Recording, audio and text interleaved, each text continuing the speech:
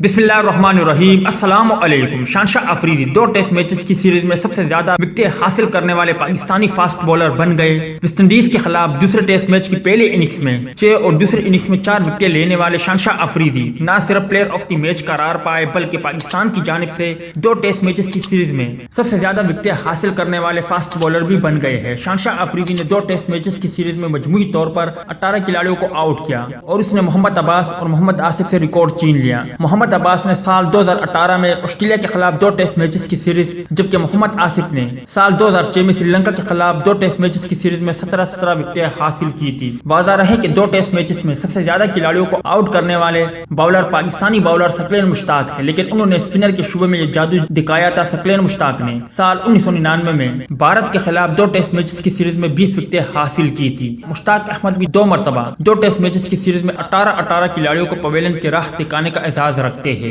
जबकि इसके अलावा शहनशाह अफरीदी ने जब से डेब्यू किया तब से लेकर अब तक अगर टीम साउथी, नथन लियोन और मिचेल स्टार्क को देखा जाए तो सबसे ज्यादा बार शहनशाह अफरीदी ने 17 मरतबा 4 विकेटों का कारनामा सर इंजाम दिया है। जबकि टीम साउथी की बात करें तो उन्होंने 17, नथन लियोन ने 12, जबकि मिचेल स्टार्क ने 12 मरतबा ये कारनामा सर इंजाम दिया है। उम्मीद है दोस्तों कि आज की मुख्तसर वीडियो भी आप भाइयों को पसंद आई होगी।